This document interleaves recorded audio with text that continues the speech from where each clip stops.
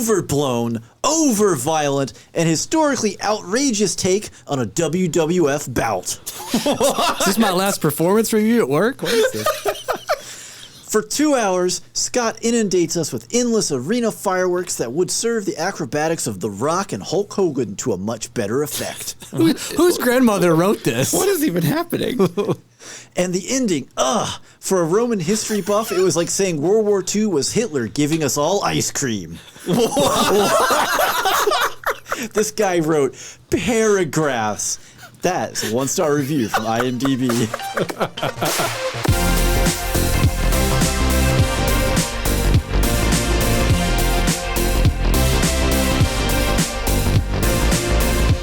Hello, everyone, and welcome to another episode of Spoilers Intended, a podcast about series and films. I'm Steven, joined as always by Andrew. I have to note, are we supposed to talk about Ridley Scott as the last name Scott? Hi, I'm Andrew. What? I don't understand the question. I'm Ryan. Also, Ryan's over there. Can you phrase that question in the form of a question, please, Ryan? Can you define the question? Are you saying we're not supposed to... No, our interview or our 1-star review called him Scott. As Scott. Right.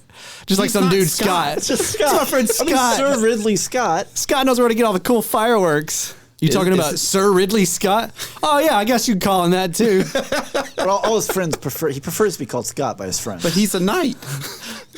Call me Scotty the Scooter if you're my friend. I mean, you know, if you walked in this room and said that, I'd be like, all right, yeah. Sign me up. I guess, Yes, sir. Yes, sir. Whatever you need. So if this hasn't given it away at all, we are going to talk about The Gladiator. Obviously.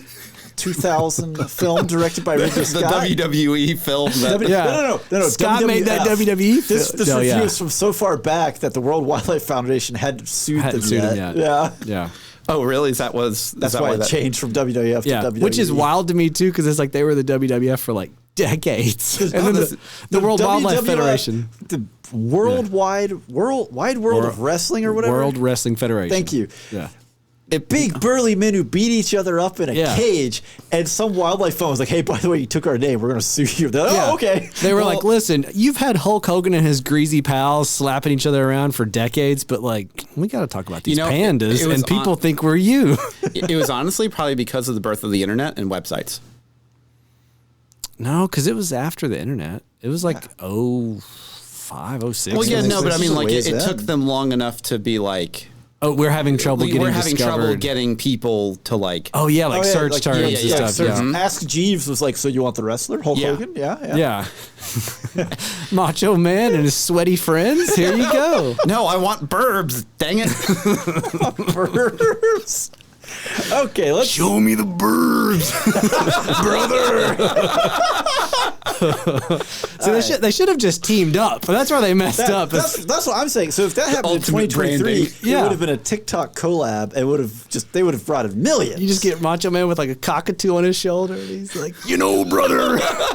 Was it Ric Flair comes in with instead of a feather boa, an actual boa? Exactly. Wasn't there a wrestler who had a snake? Obviously, there were several. I mean, Jake the Snake Roberts. Right, it's right there in the name. Okay, back on track. I don't know anything about wrestling. I could go on for a while about old school wrestling. I know nothing about nowadays. Ryan's a big fan. I was. From back in the day. Dude, Saturday mornings, they had this wrestling show that came on, and it started off, na, na, na, na, na, na, na, na, na. I'd run into the living room with my underwear on and my Hulk Hogan doll, ready to rock, baby. Oh, Did you have like the stretch arms? Oh, yeah. Stretch Armstrong, but it's Hulk Hogan instead. The worst thing was I had the Rowdy Piper was my favorite wrestler. Right. And back in the day, they didn't have the stuffed. They had these stuffed plush like Hulk Hogan dolls, Ultimate Warrior dolls. I had both those. They did like the Undertaker. Never did Rowdy. I was so mad about it. Yeah, it's because he wasn't big enough. Then I was a huge Ultimate Warrior and Hulk Hogan fan. And when they fought in WrestleMania, I was like, it's a house divided. I'm so torn. I don't know who to root for. I'm at war with my own emotions. And then later, it turns out the Ultimate Warrior was just on like steroids a lot and wasn't really a good wrestler. And no one wanted to wrestle because they would all get hurt because he like... You know. Anyways, rest in peace. Most of those guys are gone. Because suddenly wrestling was real for them and they didn't like it. It's still real to me. Oh, okay. Yeah, all of a sudden it's like, I'm not faking. I think my neck is broken. Okay. Back to Gladiator. All right, well, on that note, Yeah. we got Ryan fired up early. Before we get into Gladiator, instead of talking about the WWF and the WWE, we're going to talk about what we view as the definitive role for an actor. So my definitive role can't be a wrestler that I picked from I would the WWE. prefer if it wasn't. So Just kidding.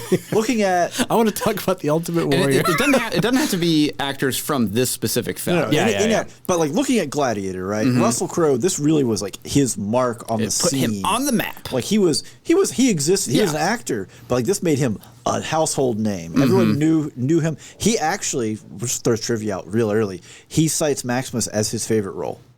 I mean, really? he clearly had a lot of fun with it. Oh yeah, Yeah. So we figured we would talk about what we consider to be an actor's defining role. I'm gonna make Andrew go last. Okay, Ryan, sure. You're out. Okay, I'll go. I'm gonna go with Jack Nicholson in The Shining, Okay. just because I've never seen The Shining, so I don't have an opinion on this. Okay, well then hush. You can still join in. Come on.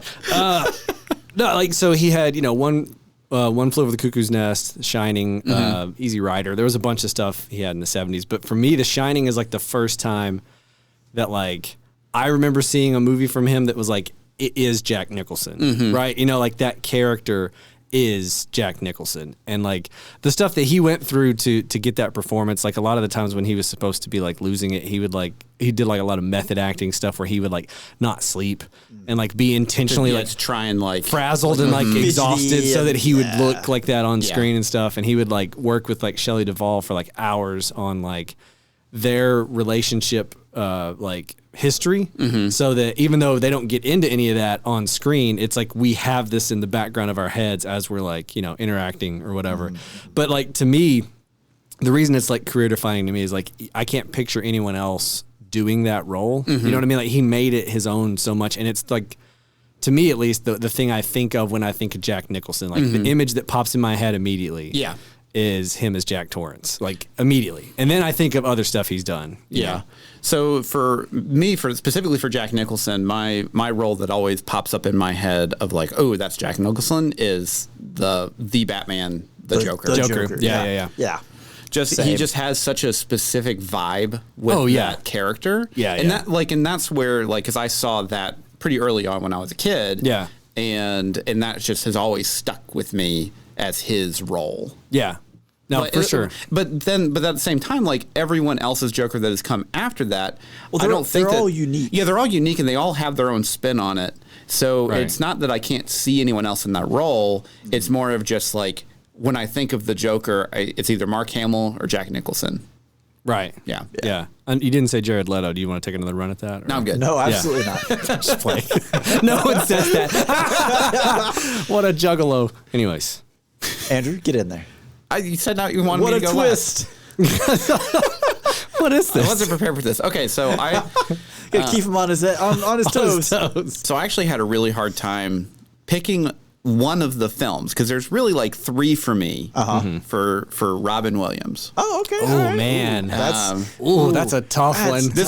This was very, very hard because so Genie from Aladdin. Genie from Aladdin was like my immediate pick. Good Morning Vietnam. Good morning. No, Vietnam. See, to me, Good Will that's Hunting. Good for me. Will Hunting for See, sure. Good Will Hunting is the soft Robin, not the hard comedy Robin. Have you seen Good Will Hunting in a while? Yes. I don't know. He's not very soft in that Well, no, at all. it's more of like it's a much more like wholesome role. It is. Or that kind of thing. Like it's very heartfelt. Yeah, there we go. That's the word I'm looking for. Heartfelt. Yeah. Whereas like the Genie, he's just cracking jokes. Vietnam, he's just cracking jokes. Well, so my other one was Mrs. Doubtfire.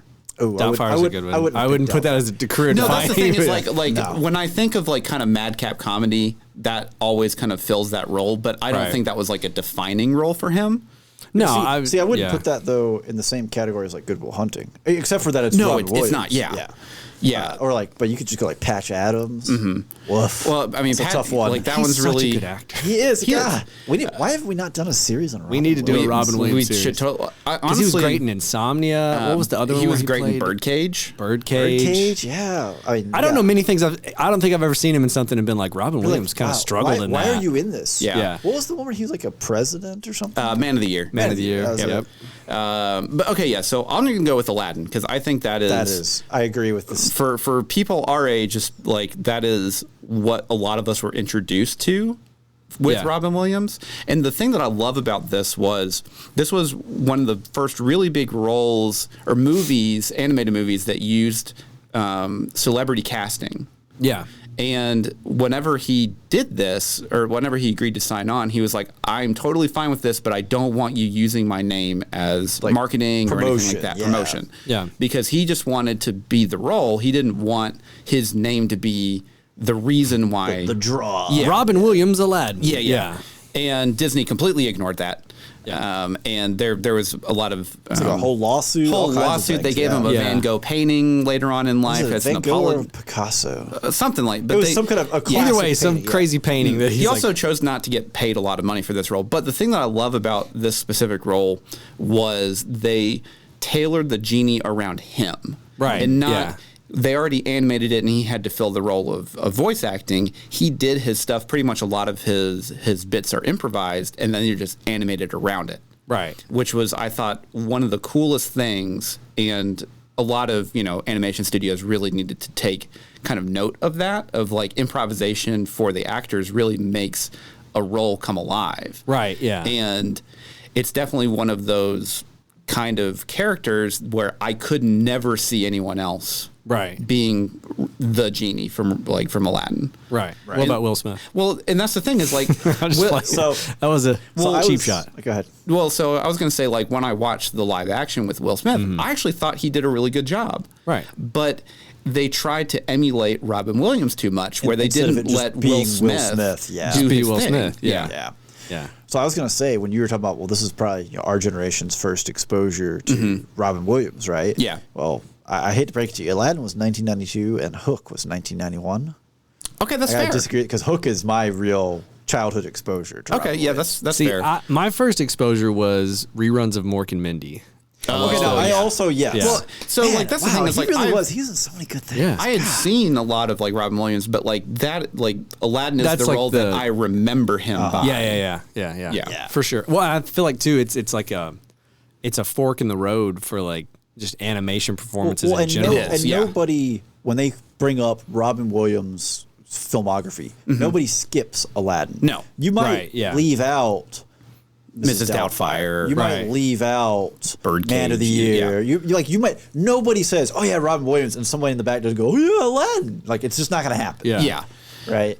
Because that one guy follows everybody. Man, we around. should totally do a series on Robin Williams. I am in. I am down. You don't have to force my hand. Yeah, Stay tuned. Like, it's coming soon. And that's the thing too is he is such a good actor for so many different types of roles. He has madcap comedy, he has serious, he has scary. Heartfelt. He's an incredible actor. Yeah, just absolutely nuts. It's one of my, and this is a bit of a tangent, but it's Robin Williams related. I watched this video that was so Robin Williams and Christopher Reeve were roommates in college, and after Christopher Reeves had his accident on the horse and was in the hospital paralyzed, the first person that came to see him other than his immediate family was Robin Williams.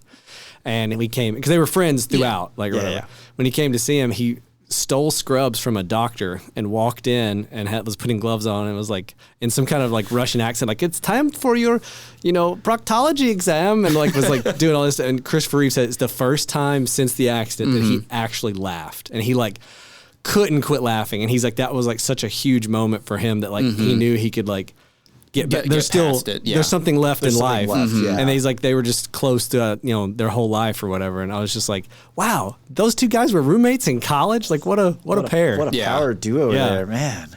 Yeah, something else to note for Robin Williams is that if you've never seen his stand-up is very raunchy compared to literally anything else that you've probably seen him in. Incredible. It is so funny. It's rated R, but it is hilarious. So my parents used to watch. That was another thing I was exposed to probably before Aladdin. Was the one with the rainbow suspenders from like the late 70s. Yeah. That stand up. I used to see that one, and then obviously he did one in the mid 90s.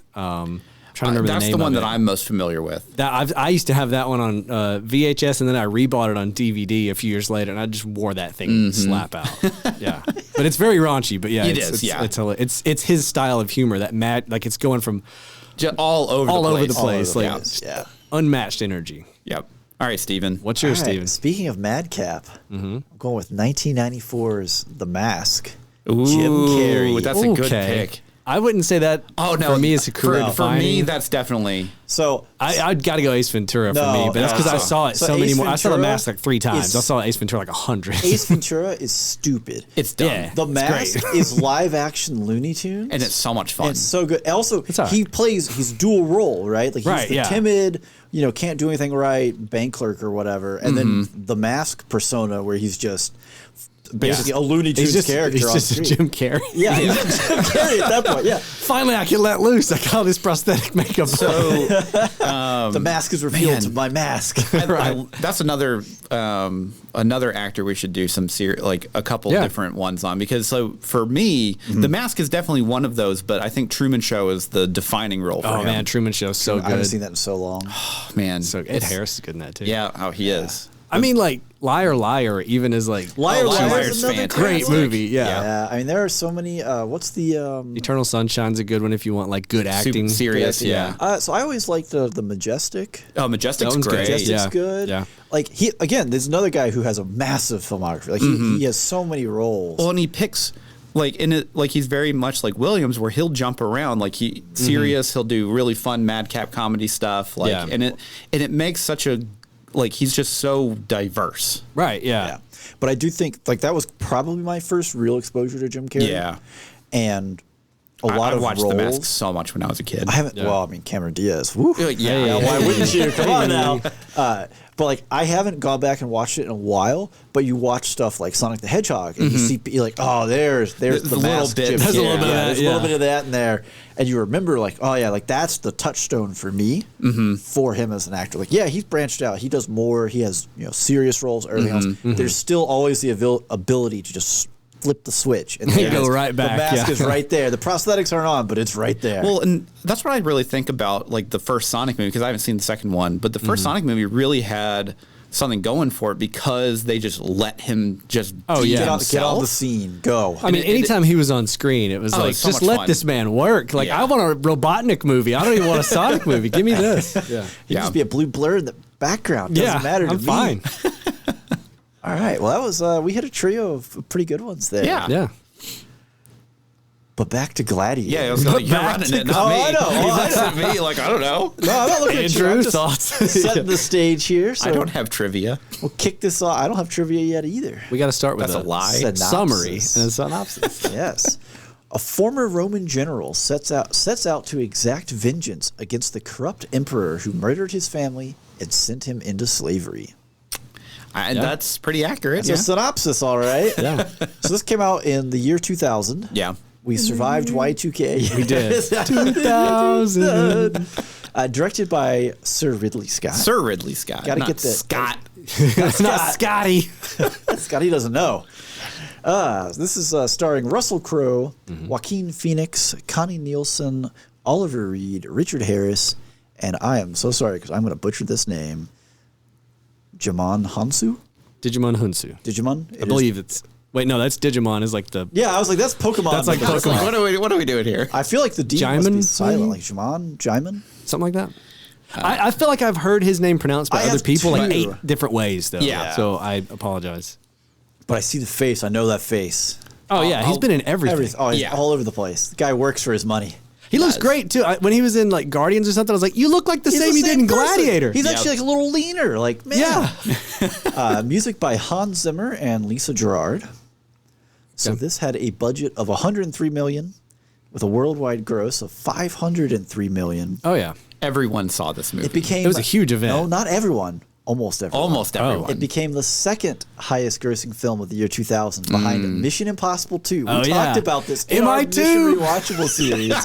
I still can't believe that. I know. Budget dubs, man. Budget doves just coming through in the clutch.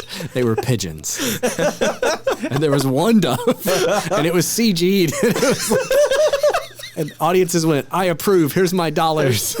Have my dollars again. They were throwing money at the screen. Which it's really funny that this beat out Gladiator, which to me was such a phenomenon. Well, Right. now in its defense, right? Gladiator is rated R, and it earned That is true. It's R Oh, rated. yeah. Because there So were a probably lot of limited. complaints from people. The one-star reviewer had it too, but he was kind of a putts, but whatever. But like, where it's just too violent, it's too gory. Oh, it's just, you can't. Barely gory at all. No. I mean, for the time. 2000s, this was definitely the film that college kids and late high school edgelords were all about. Boys were like, wait, you haven't seen Gladiator? I mean, admittedly, there's a lot of cut a like dude's head off. beheadings and stuff, but Yeah. it's not like they zoom in on like guts being like pulled out of somebody. I don't know, or, there's some pretty I feel graphic moments. I feel like I feel like Ryan is warped by his childhood of watching horror. I like, I am. watched The Shining when I was 4. I was like 5. Give me another year down on there that. watching Troll and Troll 2 when he's 6. I guess to me, this is like, Drinking in it my in. head, this is like R-rated violent. Got it. Not like exceptionally violent to the point of like, oh my God, it's so violent. It's going to warp your brain. It's like, I've seen movies like that. This Yeah. is like, We know not- you have. yeah. Well, That's this what we is were complaining mainstream about. violence. Okay, and yeah. when it becomes mainstream like- violence, that means the mainstream. When did Saving Private Ryan come out? 1999. 1999. So like that to me, like the opening. But you the know- rest of the movie isn't that. Right, but that opening to me is way more traumatizing and gory than this whole movie combined. Well, but that's the thing, though, is that is horrors of war. Right. This is graphic violence, intimate. okay. Like So that's the thing. Is like it's just a very personal violence, which I think is what to me amps it up. yes, Like Where- a machine gun mowing people down at distance, it's horrible. But it's not like it's man not on like man.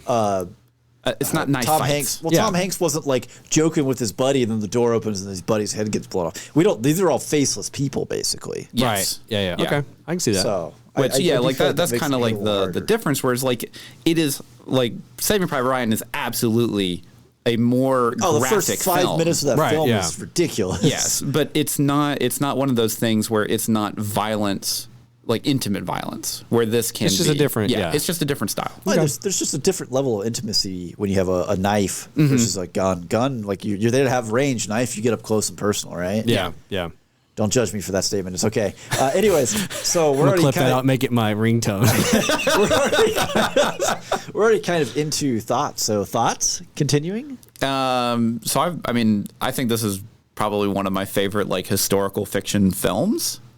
Emphasis on fiction. Yeah, definitely fiction. But Wait, you like, talking about the documentary Gladiator that we just watched? What do you mean? but it's really, really good. The music's fantastic. Russell Crowe absolutely kills it. Kills but Joaquin Phoenix is the absolute standout for this movie. Oh yeah, he was He's a scumbag just, like, of a scumbag. Such a He was dirtbag in yeah, this movie. well, and, Dirtbag, pervert, unhinged, just, and he just absolutely dominates. Every scene he's in. Yeah, every And scene 'cause, he's in. Like this was, I think, the first movie that I had seen Joaquin Phoenix in at the time. Because I saw this in theater. Science came out 2003. That sounds about right. Sounds right. Ooh, it might have been 02. Yeah, it was So after this. I want to Yeah, say it was definitely It was after either this. 01 Yeah, or yeah. 02. Yeah, I'll look it up. But yeah, like I remember like 2002. 2002. Okay. Yeah. I remember seeing this and just being like, oh, who is this guy? You know, and it's like River Phoenix's brother. Say word, you know? And it's like I don't know, he just so creepy in every scene and able to like convey like so many unsettling emotions and like I don't know, just every scene he's in, he's like But I loved this movie when I saw it back in 2000 when I saw it in the theater, and I'm pretty sure I owned it on VHS after that, then DVD. I don't own it on Blu-ray. So Yet? I'm pretty sure Yet? this is. Give it a minute. This is definitely my stepfather's favorite film outside of Tombstone, I think. But then, Right. Ooh, Tombstone's a good film. but then my mom, when I was growing up, we watched this all the time. Oh yeah. Yeah. It's a really good movie. Good but like, mother-son bonding, right? Oh there. yeah, right. but like to your point, like with it being like historical fiction, I agree. Like I think this is one of the best. the best. Yeah. Well, this definitely kicked off a whole run of historical epics in the 2000s and the 2010s. Yeah, etc. Troy. You had Last Samurai. Reign that of one. Fire, what was The Kingdom. That The one with Kingdom. Orlando Yeah, Bloom. there are a bunch. What was the Clive Barker? Was that The Kingdom too? And none of them Not Clive, really Clive, lived up Owen. They to didn't that. have the same level, no. Yeah. Yeah. Going back to y'all's point about Joaquin Phoenix, I want to drop a little trivia here because he dominates the screen. He was so nervous on set that before his first scene with Russell Crowe, he literally pulled Crowe aside and was like, "Can you like beat me up a little? I cannot stop being jittery. I need some way So Crowe being Australian's like, oh, he might. No. Crowe went to Richard Harris. And was like, can you beat this kid up? He was like, I don't know what to do. Like, the guys asked me to like beat him up before we start doing a scene. Because Joaquin's pretty young at this point. Yeah. Yeah. So you know what Harris's solution was? Oh gosh. Well, let's get him drunk. So you said Australian. So this is the meeting of Australian and I think English. English, for for Richard Harris. So they took him out and just loaded him up with Guinness before he shot some of his scenes, so that he would settle down. So he's, for all we know, some of these things he's blitzed. I don't know. He's a great drunk actor. He's a really good drunk actor. This is reaching out to the core. I was about to spoil a scene, so I'll save that. I was going to say there's a scene where he falls asleep in this movie. Maybe it's because he was totally lit. He could not. They weren't even supposed to end the scene there. He's like, oh. It's like, well, I guess cut. Roll with it. He's improv. He's so method. Start snoring. But yeah, I mean, this was, again, like you said, high school, college. I was in college. I was in high school at the time. School, yeah. But going into college, this was everybody you met was like, oh yeah, we're watching Gladiator tonight. Right. Yeah. Mm-hmm. Like this was, and it was like an event. It was. Yeah. His speech, "I will have my revenge in this life or the next," was like every guy I knew could quote that. Yeah. I don't know what's wrong with him. Like, you're never going to be a Roman general, kids. Settle down. An ex-Roman general. Ex-Roman general who's sold been into betrayed by an slavery. emperor. Like, this is not your life. I'm sorry. This is you're late for accounting. I feel like 103. Like, come on, let's go. Chop chop. This movie in the year 2000 was like the machismo war cry of all the dudes, like, they were coming out of puberty in high school or like were grown men. Were like, this was like one of the first, to me, like, genre-defining action movies of the 2000s. Absolutely, yeah. This is what we can do that's different than the 90s. You know what I mean? This is setting us apart. Well, because the pacing was like, so the only other war epic outside of like Saving Private Ryan, which is a different style, completely, would be like Braveheart. And Braveheart is a very slow and prodding film. Braveheart is a long film. It's a good film, but it's not this. It's not this, yeah. This is honestly really well paced. Yeah. They do a really good job at ramping tension. Yeah. Even though, like, as you know, like, Russell Crowe's the main character, he probably can't die, but like we've already seen that he can have some grievous wounds. We don't know what's going to happen. Well, and the way the whole plot unfolds is like very satisfying and very like, it's got a good pace to it. Like you Here said. we go. Reaching back to that list of historical epics, we have Troy in 04, King Arthur in 04, Alexander in 04. King Arthur, that's the one I was thinking of. 300 in 06, Noah in 14, Kingdom of Heaven 05, Robin Hood in 2010, and then Exodus, Gods and Kings in 2014. So basically, people saw this and they were like, we need that. It was a race to the, The crazy thing is the last three I listed, those were all directed by Sir Ridley Scott. Scott. And two of those starred Russell Crowe with Noah and Robin Hood. So like interesting. They like initially the explosion was we need historical epics, and I was like, well, that didn't do so great. Like, do we need historical epics with Ridley Scott and Russell Crowe? Like, and those also that didn't do well either. Yeah. Well, and that's the thing too, is I think that Ridley Scott really just kind of struck lightning with this one. For sure. Because, like, I mean, he's a fantastic director, but he has had more misses than hits, I think. I'd have to look at the full. Kind of feels a little bit I'd say it's at least 50-50. At least 50-50, but it feels like it edges a little bit more towards... Maybe not in terms of I still think of him as reception, but definitely like box office, I feel like he's had more misses. For sure. Yeah. Well, he still makes money. He does. But I mean, he gave us Alien and Blade Runner and like... Gladiator. Yeah. What else you got? Well, I was trying to think of some of them that weren't like actiony or sci-fi. Prometheus? No, I was trying to think of something not that, and then I was like, no, not really. He did the Gucci movie. Yeah, there was some random one. Oh, Thelma and Louise. That's what I was trying to think of. Yeah, he did Thelma and Louise. I did not realize that. Yeah, so like there's other stuff from like his filmography. I'm gonna look it up real quick. The Martian. Yeah, The Martian was fantastic. That's also sci-fi, and he definitely has a Body of Lies. That one's eye for sci-fi. But yeah, like American Gangster. Sci-fi, American Gangster. Yeah, there's just like the Kingdom of Heaven. That was another one that like, and that Robin Hood movie. I saw that one. The one just called Hood or whatever. Yeah, Russell Crowe in it. It was like fine, but I feel like that one was a victim of like it was too late in the we're In the gonna have 2000s. run. where we're gonna have a gritty reboot Yeah. or It something. needed to be an 06 release. It needed, If they had done that bad boy in 05, it'd have been like we'd be talking about Yeah. it today. You know? Yep. Yeah, but instead it was like just a little bit too shy, which is I'm sure like we're talking about with film production of like everyone saw this movie and there was like how quickly can we get a historic epic out? Yep. 4 years. And so the turnaround on that. as soon as they started Hood, they're like, hey, this whole gritty reboot thing's not working out. Well, I got bad news. We're already almost done. We've been working on this for 4 years. You know? We're kind of pot committed at this point, Yeah. boys. Yeah. But yeah, so I mean, fantastic music. Mm-hmm. We've already said, Done this by is- Hans Zimmer. Yes, and Lisa Gerrard. It's Yeah. worth pointing out. She's a lot of the vocals. Yes. and some of the Enya-like music.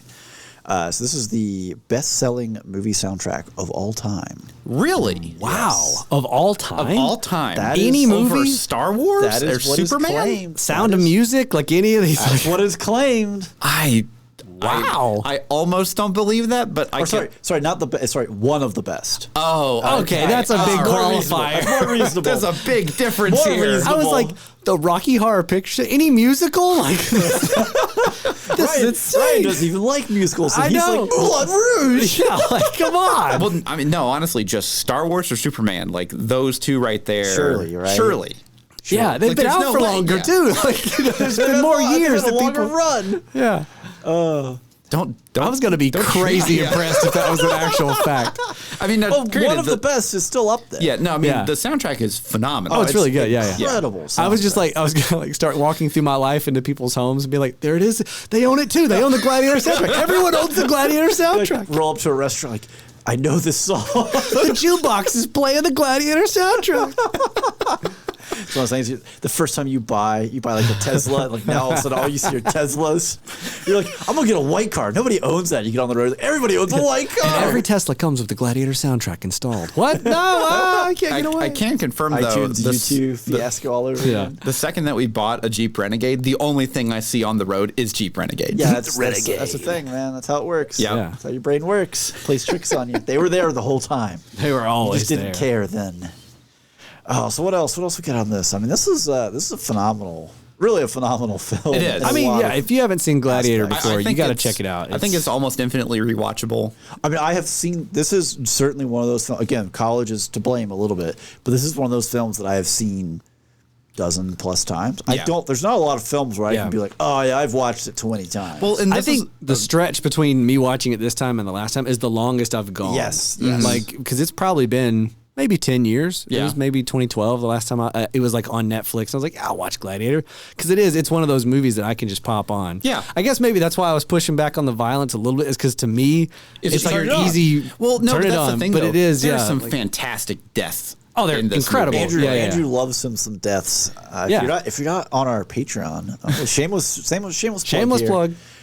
We watched Starship Troopers for some commentary, and Andrew was a huge fan of some deaths. of a lot of the Yeah, deaths. It was my first time watching it, and it was phenomenal because there are some good deaths in that movie. There really some are. good- There They were very creative. Some good deaths in Gladiator, and they don't have Yes. as many pointy bits as they did. In I don't know. Starship There's Troopers. some chariots that have some pointy bits. There are a lot of pointy bits. There are a lot of thrown pointy bits in this one. Yeah. But yeah, this movie, I agree, is like almost infinitely rewatchable, where it's like, it had been a long time since I watched it, and I had that fear when I put you're it like, in. oh, of like, no. oh, wait, is this going to be one of Am I those gonna that hit like, this with a critical eye? I'm like, oh, yeah, like I'm going to yeah. watch this and be like, oh, no, it is fantastic. it's great, yeah. yeah. So I think we're pretty well covered on would you rewatch and recommend. I think we've Yes all and rewatched yes. this a lot. We would all recommend it. We're all I think. heartily recommending this. Basically, as long as you're the people that you're watching with, aren't like 6-year-old kids. Oh man, get them in there. Children love the Like, get them in there violence. early. Let them No, but I mean, experience the blood. I mean, pretty much as long as you can handle a decent amount of violence, definitely Yeah. worth It's watching. a great film. Yeah. Yeah. I think so.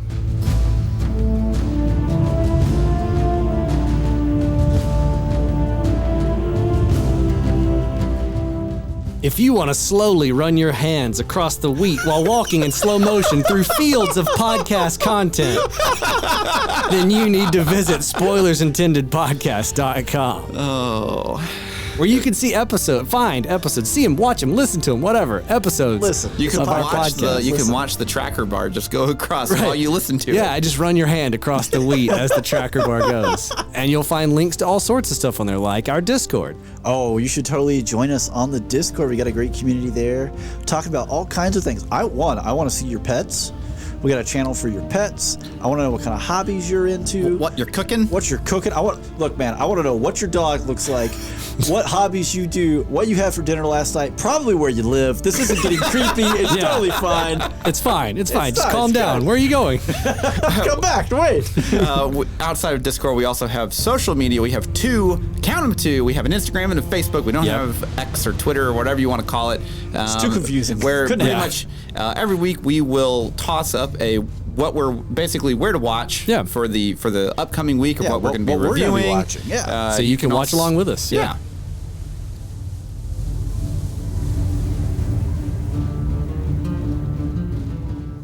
Alrighty, and we are back. We have returned from the promised land of the wheat over the spoiler wall. So much wheat. So much wheat. It's everywhere. And we're going to kick this off with some trivia. The wheat scene was originally only supposed to be at the end. I thought you were going to say it was shot in barley. It was not wheat. What? Correct. Wrong grain. It probably was barley. I don't know. Who how knows? This works. Initially that was only going to be at the end, and in editing, whoever the editor was like, no, this needs to be at the front. Otherwise, what's the point? Because you need to have connect. kind of like connections. You need the connection. Yeah. Because it happens like 2 or 3 times throughout the film. Yes. I think it's 3. Yeah. Yeah. I mean, it's at the start. I think there's one in the middle, and then there's definitely at the end for obvious reasons. But it definitely would. The ending would have not been as impactful if they hadn't peppered it. Because you need to have callbacks. Set it up and then pay it off, right? Like we talk about that all the time. So let's kick this off with I don't know, maybe a little sadness here. Oliver Reed, who plays Proximo in the film, died 3 weeks before principal photography was finished. For the film. Wow! So. Maybe that's why he just kind of disappears at the end of the film. That's where we're going. So because of a clause in the movie's insurance, they could have reshot all scenes with the actor for $25 million on insurance's tab, right? Wow. Doesn't go into the budget, just part of it. They had good insurance Just part for of this. it, yeah. But Ridley Scott didn't want to put the rest of the cast and crew through this because they had a really hard schedule of shooting. Right. And 2, he didn't want to go in and just cut Reed out of the film. No, because he was great. Yeah, he was fantastic. Well, I mean, the guy also, this is his last thing, and then it's like, well, you throw it in the dustbin? Yeah. Right, no, That's really they ended bad up form. having to do a script rewrite, had to bring in a body double, some CGI is in there for the final resolution of his character. So that is why, because watching that film this time, I was kind of like, this plot point really does just kind of, it just ends. Evaporates. Yeah. Yeah. So it makes more sense now. It's kind of sad. Like, you wonder what we could have had, right? Yeah. Yeah.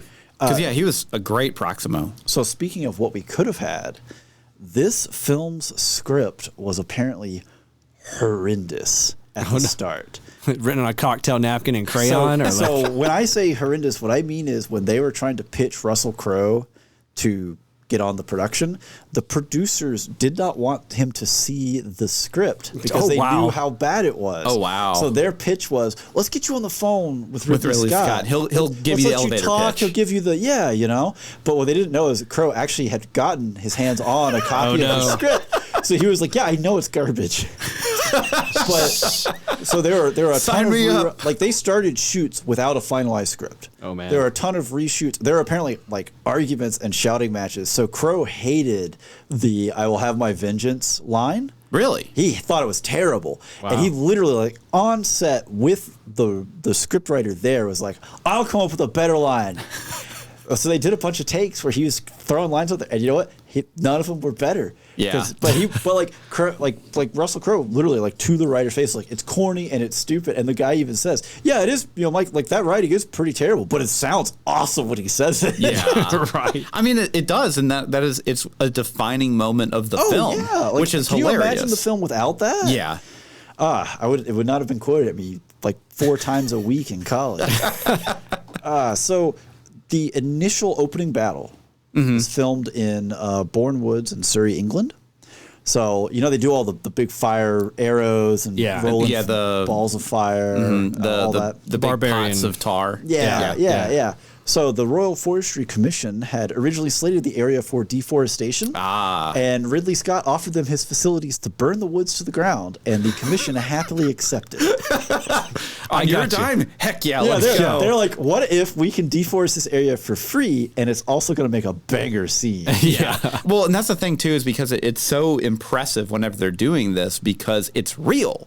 It wasn't CGI, and this movie came out right at the right time period to where they could do some CGI assisted shots of like bigger set pieces of Rome and that kind of thing. But then they can still do, or they're still doing practical effects because that's how it was done. They didn't have like that CG arrow shot where like they didn't do any of that mess. Perfect segue. So speaking of the arrow shot, they made over 20,000 arrows for that opening battle scene. Oh, nice. Wow. I believe it. They went nuts in terms of actual like realism. They had like 10,000 costumes were made for the cast and extras. Jeez. Wow. Just insane stuff. I don't know, 2,700,000. I can't find it right now. Pieces of armor were made. Like just all kinds of stuff was created for the film. Yes, 27,000 pieces of armor were made specially for this movie. Yeah. And I would imagine that kind of stuff you'd probably still see it on screen today. Oh, probably. Because it was fantastic, right? Okay, well, I think I'm going to hold back some other pieces here. Let's get. We're already kind of in spectacle here with some of this other stuff. Let's really get into it. Andrew? No, I want to hear Ryan's thoughts. Oh, okay. Yeah. Pass the buck. Let's go. I really, really like this movie. I like the way it's shot. I like all the costuming. I think there are a couple of things that hold it back, and it's just like a relic of the time of when it was made. Because again, this was 2000. It's the same as like when you watch a movie from 1990. You have that like 1 foot in the 80s, 1 foot in like what will be the 90s. So you have like a lot of sepia kind of like tinted scenes because they're trying to really make it weird look, color correction. Yeah, like they're trying to make it look more yellow and brown in certain scenes than I think they should have. But again, it was the early days of like, let's experiment with color and things like that. Some weird post-processing and kind of like the afterlife sequences. Yeah, there's like they're trying to establish, hey, this isn't real. It reminded me of like the Aviator, where like they undersaturated some greens and stuff like that. Like they definitely did that in this with like like you're saying, the afterlife stuff. And then there's some slow motion shots that are, really ultra juddery because they were shot at like 12 frames a second type stuff, and it's like nowadays we're used to like that Zack Snyder ultra. I shot it on 1,000 frames per second camera, so when you slow it down, it just looks silky smooth. Yeah, but it was definitely an effect that they were going for back then. Yeah, like purposefully. Yeah, and I still think it looks good. It's just you have to look at it through that lens of like. We kind of talked about this during like The Last Samurai. There are a couple of like slow-mo shots in it that also have the same like juddery, kind of look to it. But that was like what, 02? 03. 03. Yeah. So again, we got 1 foot in the 90s, 1 foot in the 2000s. But overall, I think the cinematography is really great. I think the way a lot of the shots are framed up is really good. There's a little bit of shaky cam, like too much to my taste on a couple of any shots. amount is too much. It is, honestly. But like, I can forgive a little bit if it's stylistic. Most of the action scenes are they're pretty clear. They're really good. The big thing with the action scenes is I think that a lot of them are choreographed really, really well, but the limitation of basically having to use stunt doubles and then actors for certain shots definitely shows. It makes a lot of cuts sometimes. There's a lot of cuts, and probably just because I'm super spoiled with like Jackie Chan and like some other like Donnie Yen and like other martial artists, real fighters, and real like Tom Cruise. Like we're spoiled by a lot of these actors now that do everything. They're not using cuts to hide. Yeah, and you're not having to like chop in between. Where like this one, they're like, all right, Russell Crowe and Joaquin Phoenix, you guys are gonna go clash, and then we're gonna cut, and then it's gonna be action. Where you're gonna roll. So he actually Russell Crowe at least actually picked up a tremendous number of injuries during the fight scenes. Right. Not like he was getting cut. Yeah. But it was like bruises and No, that wasn't that. He was like tearing tendons and stuff. It was the motions, like swinging the sword and like jerking around. Like, you put all your momentum one way and you turn the other. So he actually did a fair amount of damage to himself in these sequences. So, I mean, he was there. It's just, again, there's also an issue too with swords, right? Like, I'm going to swing a sword, you're going to swing a sword. And if one of us misses, we delay the production by 6 weeks while our nose heals, you know? So, I do want to like have a minor thing of like, I don't know enough about Roman history to know, but like, I don't think that Russell Crowe's haircut and beard style was quite on point for what would have Spanish. Been. You think it's probably he looked like the guitar player from Creed though in the year 2000. So like, I don't know if he had like if that's the normal style, like the cut right on the edge of the jawline. I don't know. I'm not saying he just looked like he came from 2000s. The Roman history is not anything I can claim to have a I don't. Maybe everybody walked around looking like the guitar player from Creed. I don't know. World War I and World War II. Yeah, I really am. Yeah, I will say though he did it initially because they don't do any kind of like Latin or any of that really. They just speak English, right? And they don't even really put an affected accent on it, like you see with a lot of Roman shows. They kind of sound British, right? Well, like what was the Alexander movie with Angelina Jolie and Colin Farrell? Where she put like a very like Mediterranean or like Spartacus has not Spartacus, was it Spartacus? Rome, just Rome. It's just called Rome. Yeah. But he actually, when they were initially doing like test scenes for this, he had kind of like a Antonio Banderas accent in his. Well, because he's a Spaniard. Because he's supposed to be Spaniard, so that was where he was going for. And Ridley Scott was like, no, just absolutely not. Just talk. just English. Please. It's a translated film. Everything is translated. So I want to reel back to the kind of the slow mo stuff in the initial early fight, right? Yeah. So the blur effect that you get halfway in there, it was not intentional. Oh, really? Nope. So the scene was shot in the early evening, but shooting continued for so long into the night, and they were pushing so hard to get these scenes done. They didn't want to shoot another day on location. They instead shot the scenes with a very low frame rate.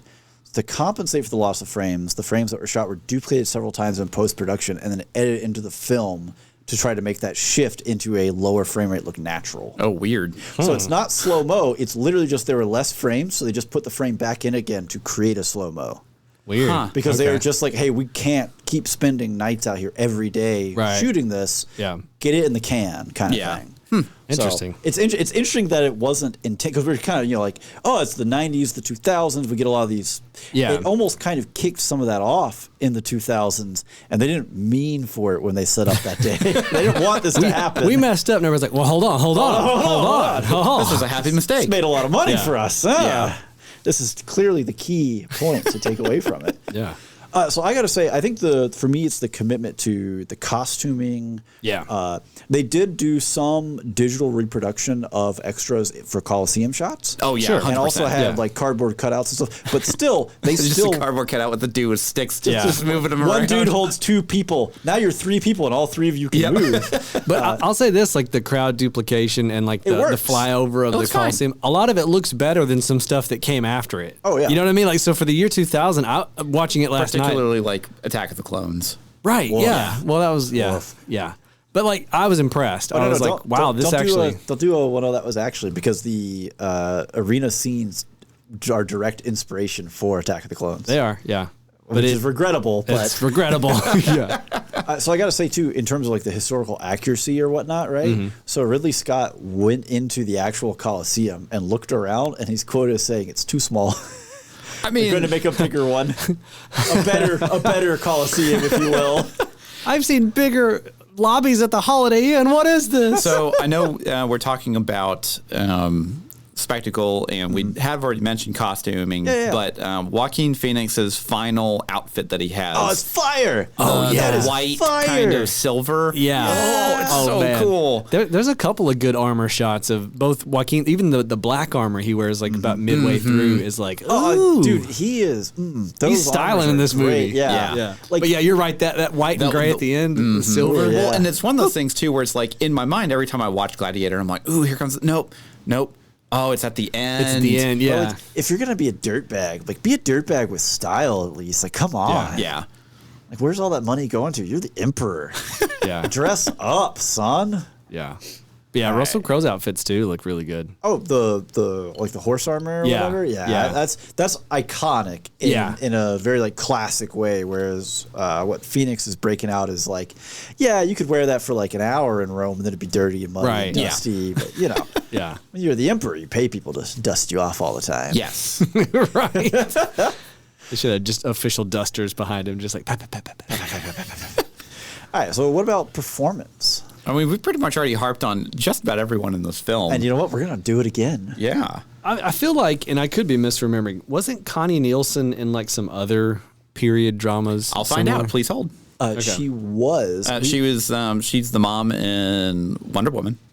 That's not quite the same. It's not quite what I was talking about, but yes, I remember. I mean, that. there's a little. The Amazonian thing is kind of period drama-ish. Actually, she's really not in that much. Maybe I just think of her in the miasma that is my memory, that like all these like period together. Like, no, she's really not in. I mean, like she's in a lot of movies, but she's not in anything else. Anything else that's like this. Like that. So she is though a hardcore Roman like history nerd. Oh, really? It was actually used as like a reference for like historical accuracy. Oh, that's cool. And the ring that she wears, apparently she found in an antique shop in the Mediterranean, and then it turned out to be like a 2,000-year-old ring. Oh, wow. So she has like such a good eye for stuff where she was like, oh, that looks really authentic to the period. I'm gonna buy it. And there's like, oh, it's real.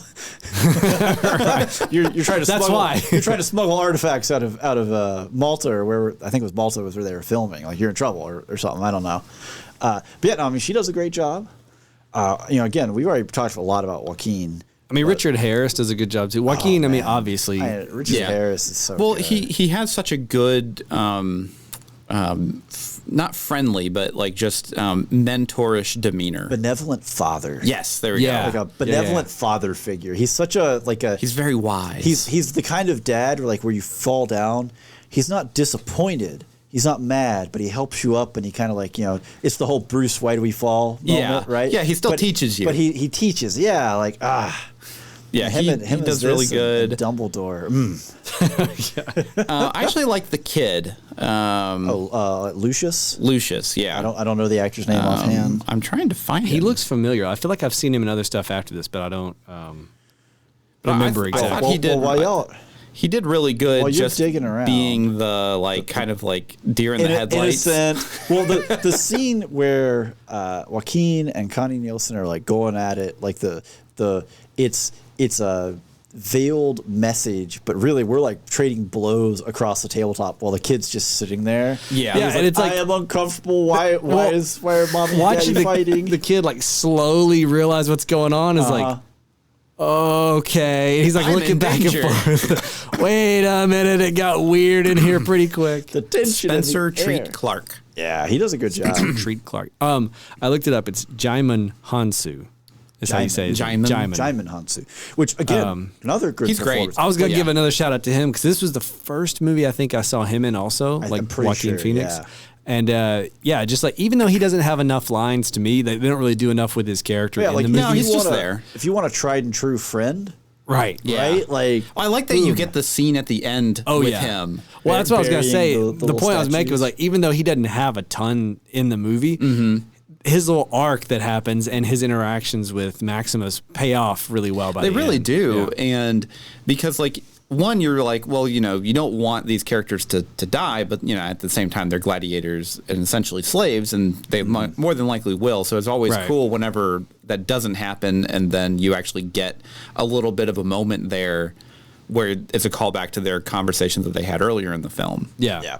Well, and honestly, all of their conversations where he's asking him questions about his religion and that kind of stuff, I thought all those scenes were really good, and they did a really good job of making us care about Maximus as a person, care about the actual because you can kind of just vengeance is just bloodlust at some point, right? But it's a much more different level, especially given that we're not introduced to the family prior to, right? Right. It's all has to rest on Maximus as a character for are we going to be empathetic with this or not?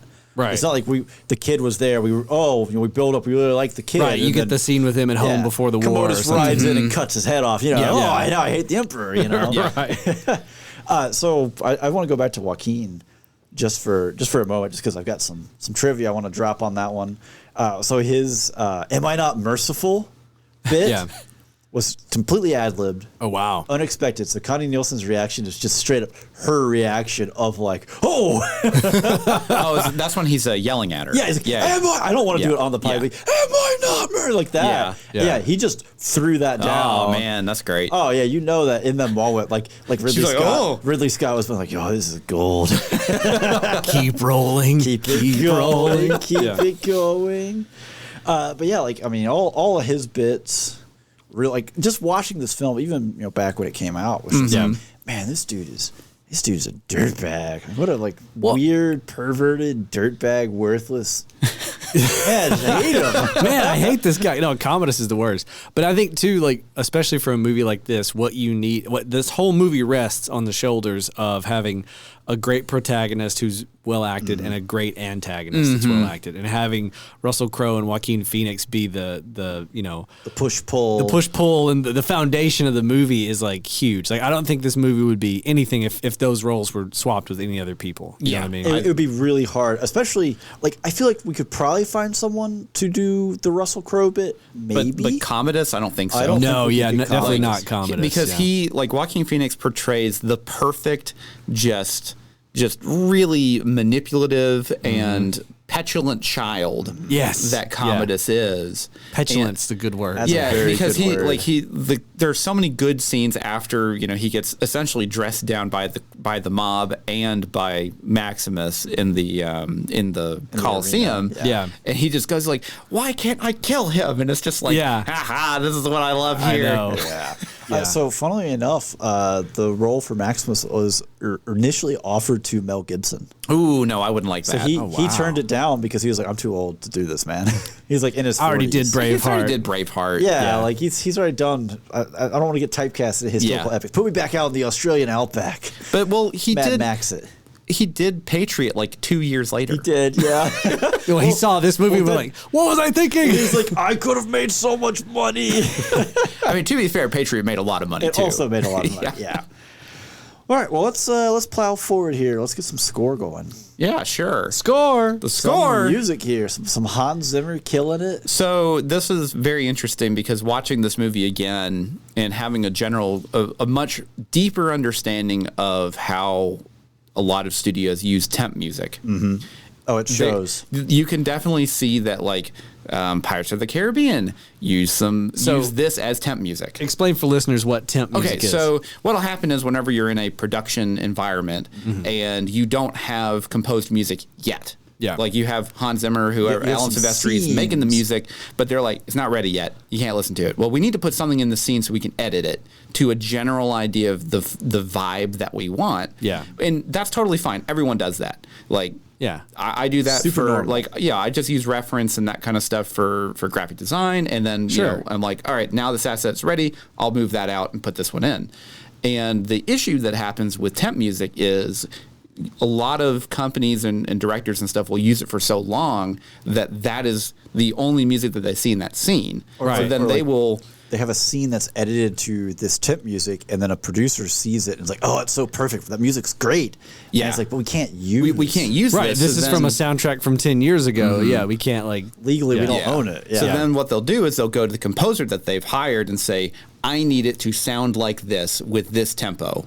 Right. And it's just like, okay, so I'm just copying someone else's work. And you're like, well, you can change it a little bit. We pay you a lot of money to sound like somebody else. Exactly. This is the vibe we want because we've already edited the scene to this track. And the studio is very enamored with this specific edit. So a lot of that happens, and there have been multiple lawsuits and stuff between different studios because of this. Mad Max Fury Road got sued by...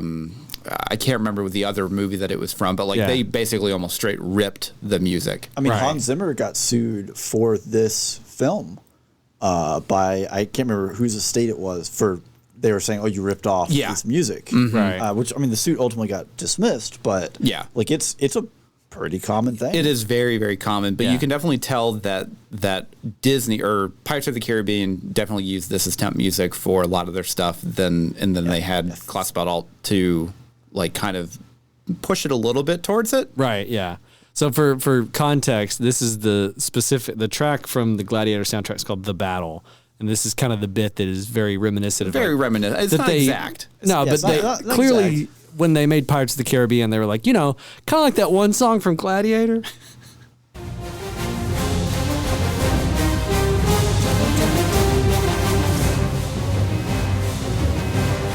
Yeah, It's still great music. it is, but it's got some Pirates vibes in there. Yeah.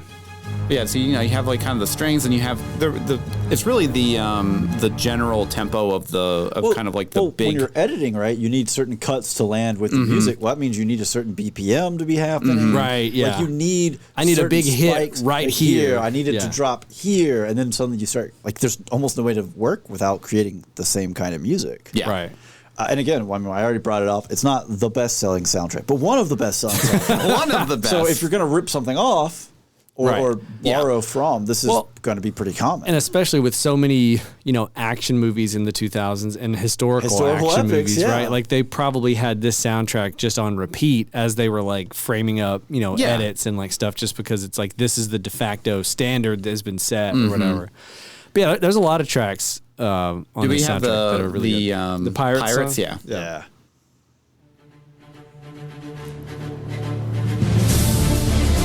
It's a little more upbeat. It is, yeah. Little Well, faster. and it's a little bit quicker. Yeah. And it's definitely in a different range. It's the dun-dun-dun-dun. Like Yeah. it's the It's cadence it's at the that front. staccato, yeah. Dun, dun, dun, dun, dun, dun, dun, dun. Yeah. Yeah. Because like when that hits in Gladiator, I was watching it over here at Andrews, and like we both kind of looked at it. Well, there's pirates. Yeah. Yeah. Well, and like music copyright and music lawsuits are crazy to me too sometimes, because there would be like, I don't want to get into specifics, but like there will be, artists that like rip off other songs and they Or don't. They sample. They sample. Or they say, Yeah. no, like there was some like Katy Perry got sued and like, to me, I was like, that's not even, it's in a different key, it's a different tempo. And then there's other stuff that sounds exact, and they won their suit. And I'm like, how? Like, Good that's lawyers. obvious. Yeah, well, so the thing with much you music wanna too, pay. it's the same with like ideas, any kind of like writing, any kind of like music, any kind of anything, is like, there's this level of like, what is blatant ripoff and what is like, I've seen Gladiator and I've heard that music. Amongst and so then, many other Right. scores in my head. and then right? later I sat down at a piano and I'm like, oh, it'd be cool if it was like da da da da da da. Yeah. And it's not that you're like trying to rip off Gladiator, and I'm not saying that's what they did with Pirates, but like the music is weird in that way that like you can be inspired by something, Yeah. and then not even realize that you were That you riffing were using- from yeah. something that It's, you. it's always interesting to me with Pirates though, because it kind of it feels like the initial music was a little like the main theme is kind of a ripoff, and then Klaus. one film later, two film later, they actually just hired Hans Zimmer to do it. Right. Yeah. They're like, whoa, we've been ripping it off for long enough. Let's go get the real thing. Let's get the real guy. Now that is absolutely not to discount Klaus's No, ability no. to compose, because he put out a banger. Oh, Pirates of the Caribbean. Pirates soundtrack, is like one of the phenomenal best. Like one of my That's another favorites. film that needs to be in our list somewhere. It absolutely Throw it in should the be. pile. Added one more to the I can watch it anytime. I'll watch it right now. right now while we're recording. Back to Gladiator, though.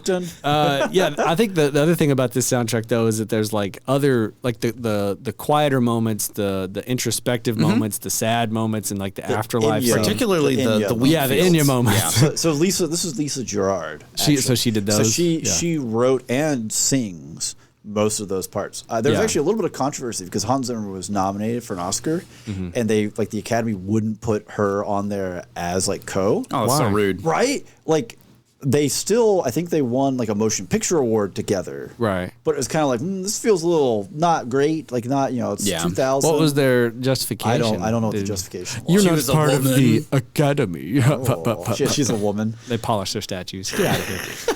Are Yeah, you but anyways, gold? I don't think so. there's a lot of songs in this. It's not just the action songs. Is what I get Right, across. yeah. It's Yeah, oh, like- yeah, yeah. There's a lot of stuff in here it's really good.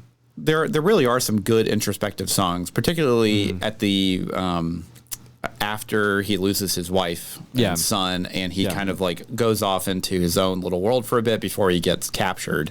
Yeah. And that one particularly is really, really good. Yeah. Oh, It's And very they do a callback ethereal. of it later on in the film. whenever he's, out passing away or whatever. But it's just fantastic soundtrack all around. Yeah, it's got that kind of that haunting, ethereal quality to it. Yeah. I see why it's the greatest selling soundtrack of all time. Now, I will say though, and not gonna let that one go, are you? This had to be just a very much a 2000 or like late 90s, early 2000s thing where they had dialogue from the movie in the tracks. Maybe. That's so I was weird. trying to I don't figure like it out. that. The version I found on Spotify is the 20th anniversary edition, and I wonder if they peppered they in some added dialogue. it. They amped it up. I don't know. If there was like the original version, We need to have that. We need to go back to 2000, find the original soundtrack, Right. just the CD on Get the eBay. CD just on bounce it. on into Coconuts And see if it's got buy that. you a CD. Yeah. Go over to Suncoast. Go to Oh, FYE, pick your poison on whichever We're all place you just- had in we're your just mall where throwing you out all live. kinds of random mall stores. We're here. not old. You're old. You're old. Shut up. My back doesn't hurt. Your back hurts. All right, let's move forward into some plot. Okay, let's go. So I know that we've already mentioned that they had Rewrites. some rewrites and stuff like that Yeah. for the end of the film.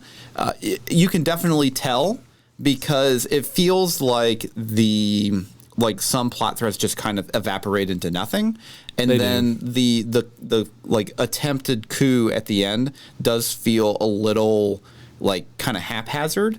It does. Because you're just kind of like, oh, it's happening right now. Oh, okay, and it's over. Oh, it's over now. Okay. Oh, yeah, like, that it's feels totally like that would going, and have it's- played out across a little bit a longer. little bit longer, yeah.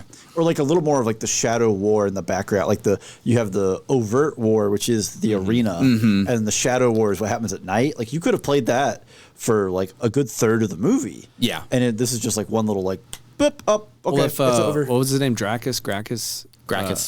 If he had been like earlier in the movie trying to go ahead and like the first Gladiator fight, been like, hold on, the people like this Maximus guy. Let's start working an we could angle. probably, I think it would have had more of a through line and not just been this thing that they introduced like three-quarters of the way through the movie. They're like, oh, we're going to just do a revolution. Oh, okay, cool. Well, it happens tonight. Oh, okay, cool. It's over. What? All right. I guess we're all going to die now. Oh, okay. Well, yeah, because most of the film is pretty much just him getting established as a character. Right. Like Maximus established as a character before they even get to Rome. And by the time they're at Rome, it's like maybe 45 minutes left in the movie. Yeah, film's kind of winding down. Yeah, it's close to half or Yeah. a little after. Yeah. Mm-hmm. Yeah, because Yeah, you've had a lot of.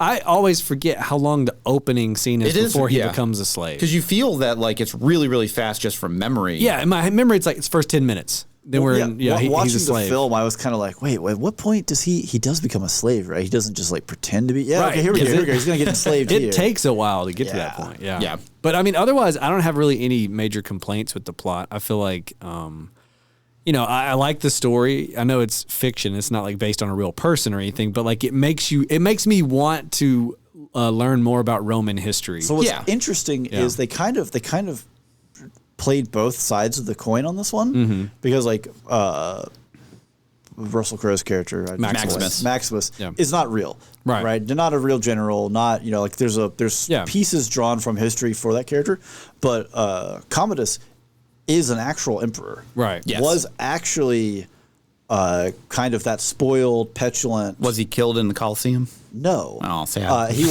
was Sad. So just to give you an probably idea deserved it. I don't of know. how like hardcore Roman politics are, he was strangled in his bath Oh, heck yeah. by a servant after he had been poisoned, but he had vomited and thrown the poison up, so they went in and finished him off by Man, strangling. Roman Confirm the kill. assassinations are wild. They are. Like, Oh, man. you just have like a bunch of people just walk into your room and just stab you a bunch of times like also, a shank. there's like no doors. Like people just walk in and out of places. You always see these Roman buildings. They're Yep. just open, just columns. Everything's a breezeway, maybe. Yeah, I know.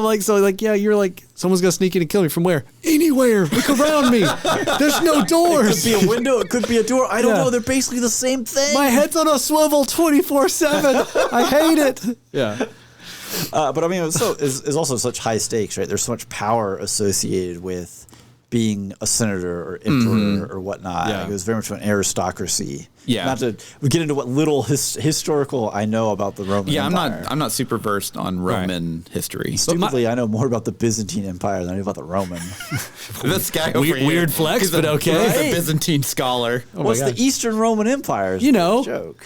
I know. Anyways, the point I'm trying to get at is that like the plot is so good and I enjoy the movie so much because of it that like it makes me want to learn more about the Roman history. Anytime I watch like a historical fiction, that's my measure of like, do I want to learn? Do I want to learn more? Is like this movie did a good job. Well, I think the setting feels so real that it makes you want to be like, I want to know more about their lives and like what was this like? Like what was it like being in the Roman army? Not fun. No, well, it was hard. Clearly, it was hard work is what it was. Yeah, but the story itself is paced really, really well. There's really never any times where you're just like, oh man, it's just this part of the movie. Well, again. and we jump back and forth between action and then also kind of political like intrigue, the subtle politics kind of thing going on, and both flow well. There's not like, oh, we're back to these guys again kind of moment. Right. Well, and I think that's because the performances are so good between Joaquin Phoenix and Russel Crowe that I was just going to say Maximus, but it doesn't matter. Yeah. But they do such a good job carrying their scenes that you get excited whenever they're back on the screen. Well, and you have interesting characters too in like Connie Nielsen's character and like Proximo. Well, you have like other side threads running, which again, they kind of just resolve. Right. But like the whole bit where you have Maximus and Commodus. And then you have, and I don't know her character's name offhand, but Connie Nielsen and look it Commodus. I got it. With the kid trapped in between, and then Proximo off to the side. Like Lucilia. Lucilia. Like that whole, which also a real person in Roman history. This is where people get like, oh, it's not historically accurate because she was dead or whatnot. Whatever. It's not in this movie. like if we didn't have the side plot with Commodus and Lucilia and Lucian like in between, like it would not have nearly the intensity that it feels like it does. No, and like that moment where Commodus is coming out on the field to meet him for the first time, and he's got that knife, and he's like, "I'm just gonna like this guy right here. I got this guy. Y'all back up. I got the mask on. I'm gonna do a reveal. It's gonna be dramatic. Yeah, I'm gonna get him."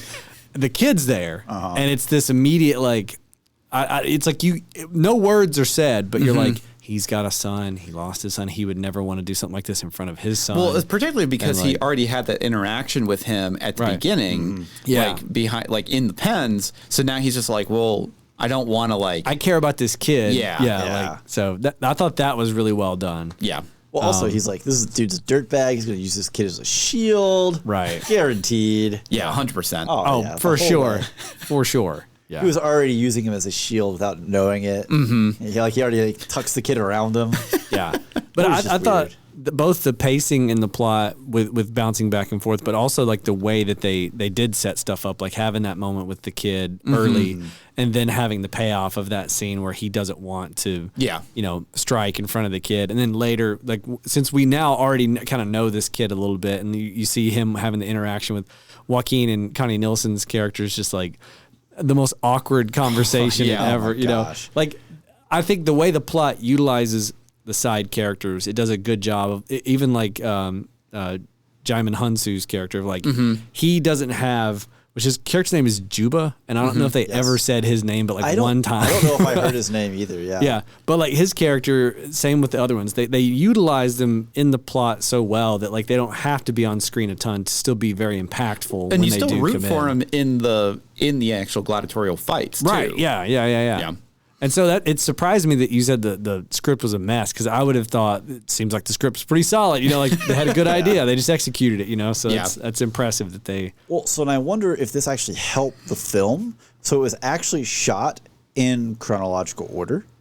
Oh, really? Oh, interesting. So I wonder if that helped them kind of iron things out as they went. Maybe. It wasn't where they like shot this sequence that's going to be at the end, at the beginning, and they got through some of the middle stuff. They're like, how are we going to connect these? They didn't have. They never ran into that issue. That's crazy. That's actually really pretty rare. They would have shot like all the arena scenes on the same day, or like the same week, and then. I mean, honestly, it created some problems for them with Oliver Reed passing away, right? Because they had wound the movie down. He's a fairly major player in this. Did he pass away unexpectedly, or did he? It was unexpected. Yeah. I don't know. I didn't look up like exact causes or whatnot like that. But it was definitely like not something they. It was not something. expected. I don't. Yeah, well, I don't it wasn't think he like, was that I've been old. battling cancer for Yeah, I don't think so. And I'm looking it up. Yeah, when he got heart attack. Yeah. So Oh, yeah. I don't think it was some expected thing. Yeah. But apparently he and Ridley Scott actually got into it about, hey, at 5 p.m., I'm my own man. Because when he was brought into the cast, he was like, you know, that sounds like I'm going to get a free trip to London. I'm going to get to go to the theater at night. Oh, wow. So he thought. So he was just like, heck yeah, I'm going to kick around. This is going to be great. And they had this brutal, grueling shooting schedule. Wow. But yeah, I mean, like, I feel like the movie just it just flows. Yeah, it does. Yeah. Even though it does get a little rocky at the end, it doesn't, it's not that it doesn't connect well. It just feels like there are threads that we don't get to see played out. And it's kind of like, man, I wish I would have gotten a little bit more. 10 more minutes. Or they're wrapped up real quick instead of having like a 10 minutes more of whatever they needed. Yeah. Yeah. All right, well, let's get into entertainment. And as always, I'm going to kick this off with your favorite scene. I was going to say your favorite death. I was going to say be your favorite scene. I was going to say we should have pulled up the clip where he goes, "Are you not entertained?" Well, you're the one in charge of this. I just realized it. I'm a buffoon. Man, it was just Back it right up. there in Edit front it. of you. Edit it. Are you not? No.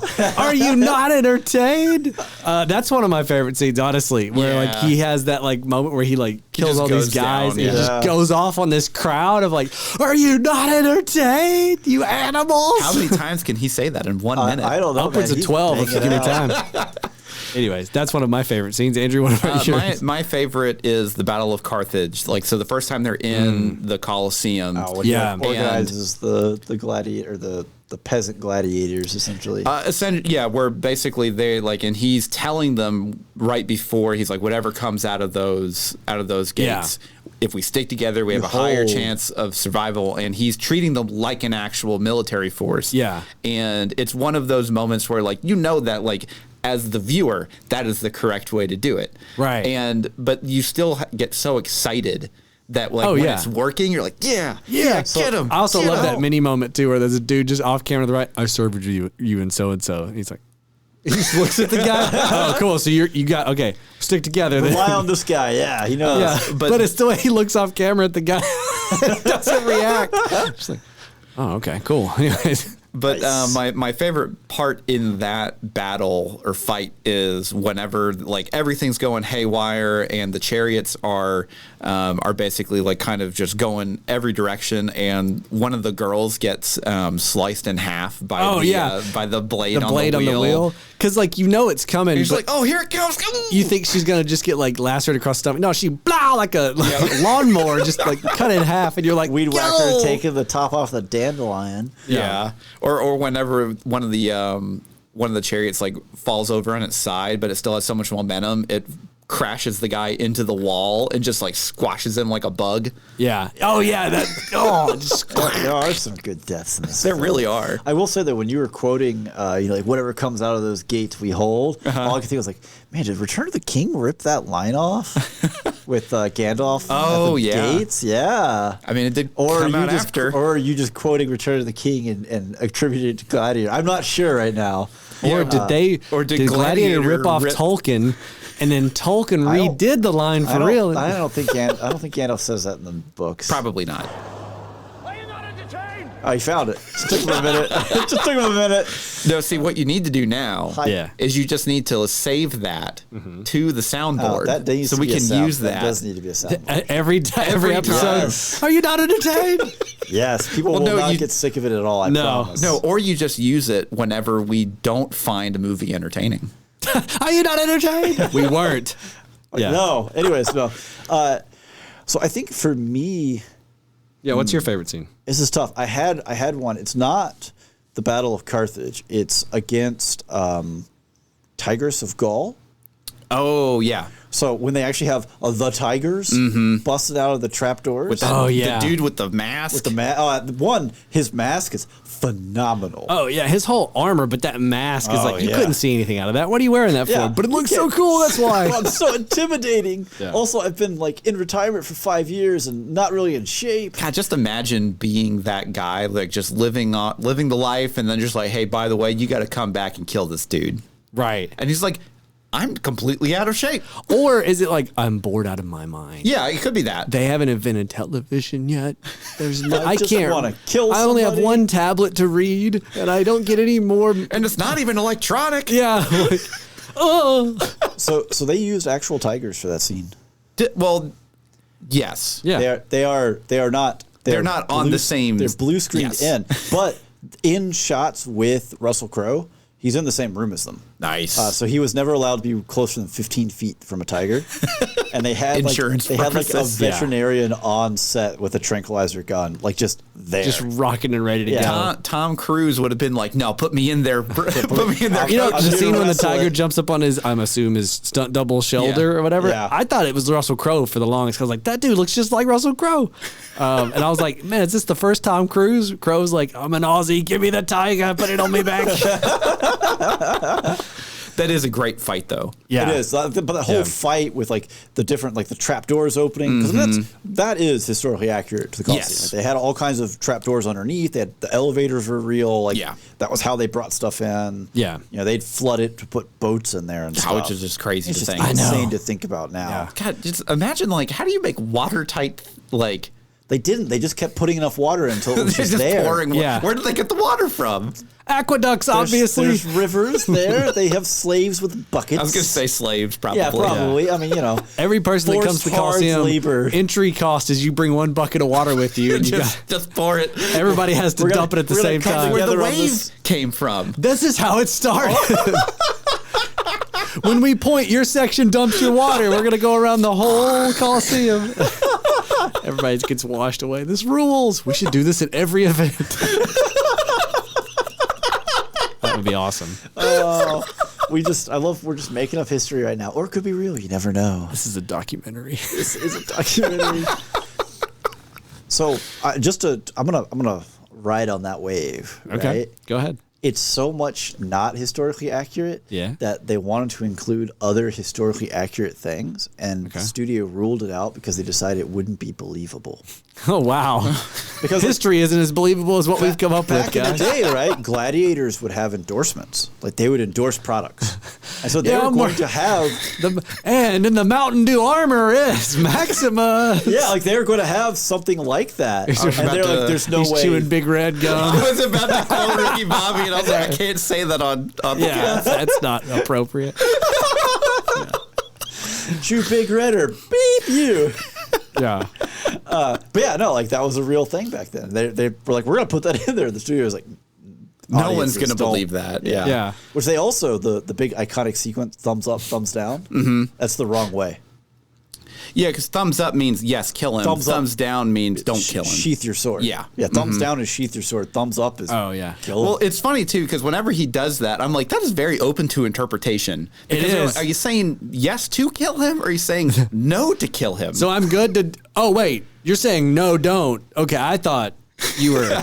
Yeah. but he's My already bad. dead, So, so like- I'm so, like, sorry. My bad. I'm good to kill him. It's like, well, he's already dead. Oh, okay, yeah. But wait, no. So now you're giving the guy behind me a thumb, and it's the different one. Does that mean he's gonna? Okay, I gotta follow this whole thing. Can we get like some flags up there or something? Can we get like signage in the entryway where I know what this Just means? give me a big skull with an X over it if you don't want me to kill him. I still love this idea that these gladiators were sponsored.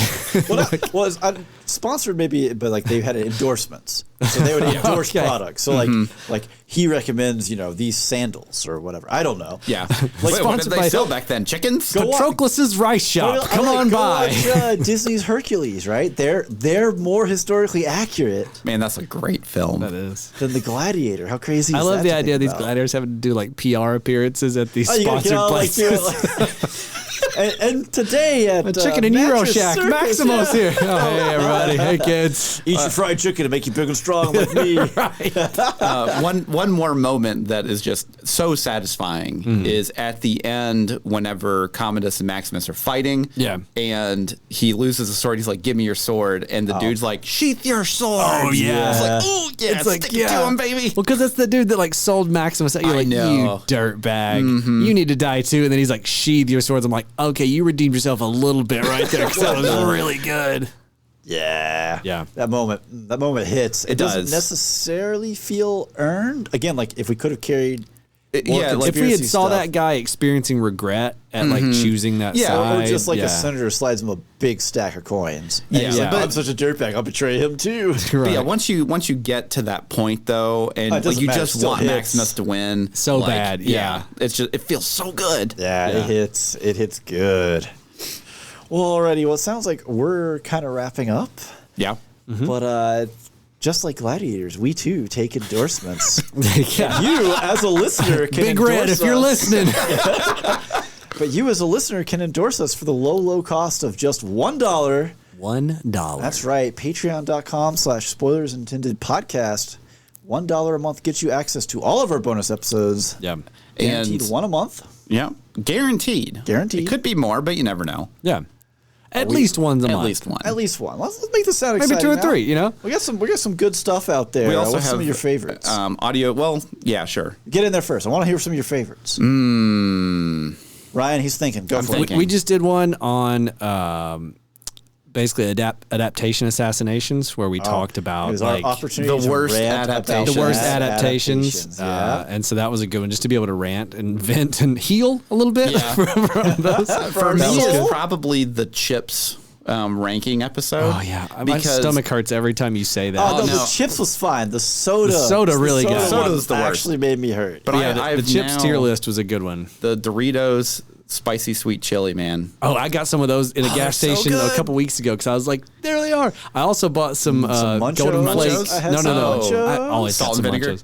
The salt and vinegar. Dude, No, those vinegar are and so- salt. Vinegar and Vinegar salt. and salt. It's important. Yeah. The order is They're important. They're as so it is. good. The golden flake vinegar and salt. But yeah, Anyways, so if yes, you- the chip episode's a If you really want to good hear one. kind of some wacky, different, offbeat episodes from us, so it's Yeah. not necessarily movie related at all. We Yeah. already talked about some chips, some drinks. We fight presidents in one. Also, in our main feed, you can find 15-minute previews of each Previews. of these episodes Yep. in there. They- So if you just scroll back through our feed and see something labeled look for Patreon preview. preview, you can check out like the kind of Try insanity we before get you into. buy. Yeah.